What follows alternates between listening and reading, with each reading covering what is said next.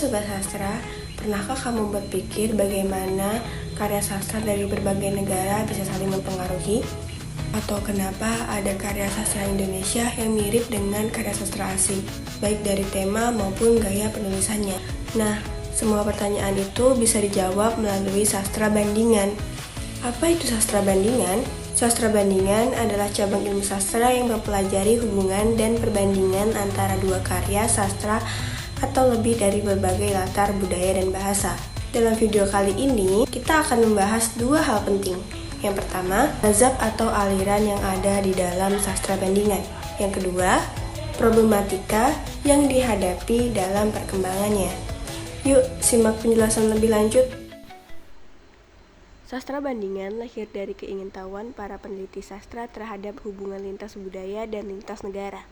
Sejak abad ke-19, para pemikir di Eropa mulai memperhatikan bagaimana karya sastra satu negara bisa mempengaruhi karya di negara lain. Dua pusat perhatian muncul dari perdebatan akademis saat itu, yaitu mazhab Prancis dan mazhab Amerika. Keduanya sama-sama berusaha memahami keterhubungan karya sastra, tetapi memiliki cara dan fokus yang berbeda. Mazhab Prancis dikenal sebagai aliran lama dalam sastra bandingan. Para pelopornya antara lain Ferdinand Baldespager, Jean-Marie Kerr, Paul van Tighem, dan Marius Francois Guyard. Bagi mereka, sastra bandingan berarti membandingkan dua karya sastra nasional dari dua negara yang berbeda, biasanya untuk melihat pengaruh satu karya terhadap karya yang lain. Contohnya, penelitian tentang bagaimana karya Goethe dari Jerman mempengaruhi karya sastra Prancis. Dalam pandangan ini, pembandingan harus didukung oleh bukti nyata, seperti surat pribadi pengarang, dokumen penerbitan, atau catatan sejarah. Namun, Guyard dan Kerr sedikit berbeda pendapat. Mereka menganggap bahwa penelitian tentang pengaruh belum cukup. Mereka lebih tertarik pada penerimaan, bagaimana sebuah karya diterima dan dipahami oleh pembaca di negara lain. Mazhab Prancis ini sangat menekankan bukti sistematika dan hubungan yang bisa diverifikasi antara karya-karya sastra. Jadi, bisa dibilang aliran ini masih bersifat ilmiah dan historis. Berbeda dengan Prancis, mazhab Amerika muncul sebagai aliran baru yang lebih terbuka.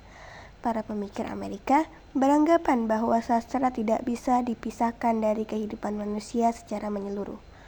Mereka berpendapat karya sastra bisa dibandingkan bukan hanya dengan karya sastra lain, tetapi juga dengan disiplin ilmu lain seperti psikologi, politik, ekonomi, agama, hingga filsafat. Misalnya, membandingkan novel dengan teori ekonomi Marx, atau melihat hubungan antara puisi dan gerakan politik suatu masa. Pandangan ini memperluas peran sastra bandingan, bukan sekedar studi tentang karya, tetapi juga tentang manusia, budaya, dan cara berpikir yang membentuk karya tersebut. Namun, bagi aliran Prancis, pendekatan ini dianggap terlalu longgar. Mereka khawatir pembandingan seperti ini bisa membuat sastra bandingan kehilangan ketajaman ilmiahnya. Tapi di sisi lain, justru dari sinilah sastra bandingan mulai berkembang menjadi kajian yang lintas disiplin dan multidimensional. Setelah kita mengenal dua mazhab besar, muncul pertanyaan penting.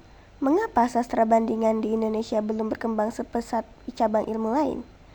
Ada dua alasan utama. Yang pertama, sastra bandingan menuntut penguasaan teori sastra yang mendalam. Seorang peneliti harus paham berbagai pendekatan sastra sebelum mampu membandingkan karya. Kedua, dibutuhkan wawasan sastra yang luas dan lintas budaya. Karena penelitian ini melibatkan karya dari berbagai bahasa dan tradisi. Selain itu, muncul perdebatan. Apakah dua karya yang diperbandingkan harus memiliki kontak langsung atau cukup menunjukkan kesamaan tema dan pengalaman universal? Sebagian sarjana berpendapat bahwa kontak langsung diperlukan, sementara yang lain percaya bahwa kesamaan nilai kemanusiaan sudah cukup menjadi dasar perbandingan. Menariknya, di luar barat seperti di Tiongkok, pendekatan baru mulai muncul, akademisi Cina memperluas sastra bandingan menjadi kajian lintas peradaban, yakni melihat dialog antara Timur dan Barat, serta meninjau kembali konsep world literatur atau sastra dunia, yang dulu didominasi pandangan Eurosentris alias berpusat pada Eropa.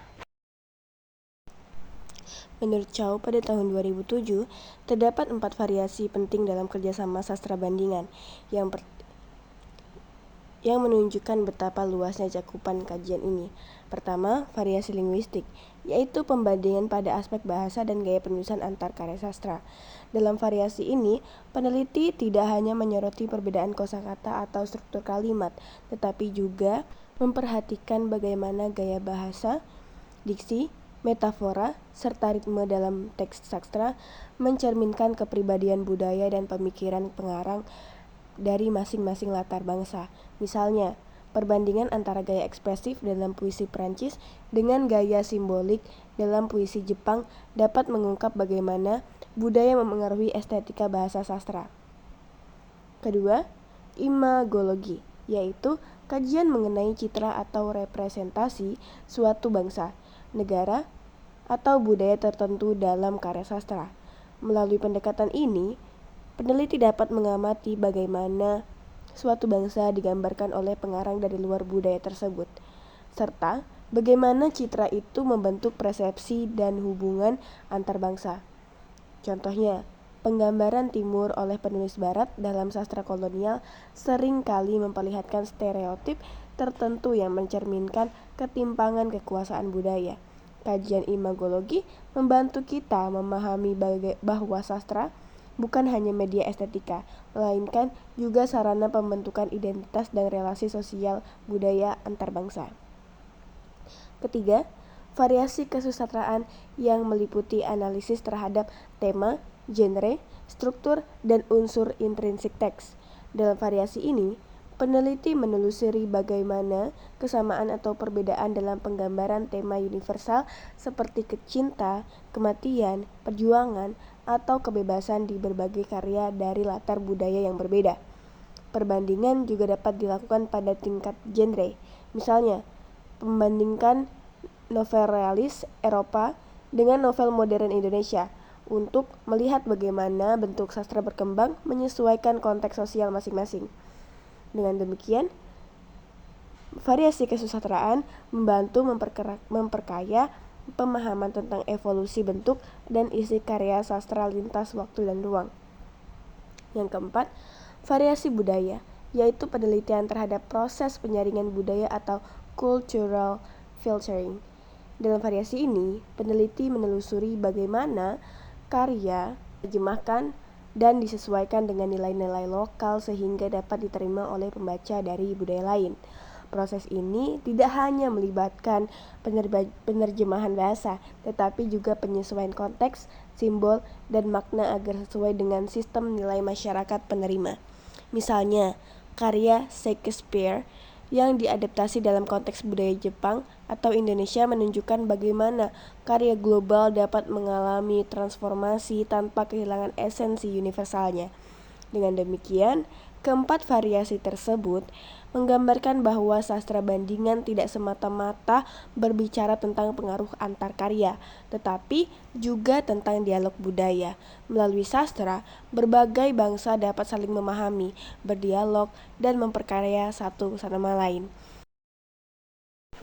Oke, sebagai penutup, mari kita ingat pandangan dari Welk dan Totoshi Desepenek. Sastra bandingan bukan sekadar membandingkan dua teks, tetapi juga memahami bagaimana karya sastra berinteraksi dengan dunia, dengan sejarah, budaya, bahkan kehidupan manusia itu sendiri. Melalui sastra bandingan, kita bisa belajar bahwa setiap karya sastra, meskipun lahir dari latar yang berbeda, tetap berbicara dalam bahasa kemanusiaan yang sama. Jadi sobat sastra, ketika kita membaca karya dari negara lain, sesungguhnya kita sedang melihat cermin diri kita sendiri melalui kata, budaya, dan imajinasi yang tak mengenal batas. Terima kasih sudah menonton. Jangan lupa untuk like, share, dan subscribe agar tidak ketinggalan video edukasi sastra berikutnya.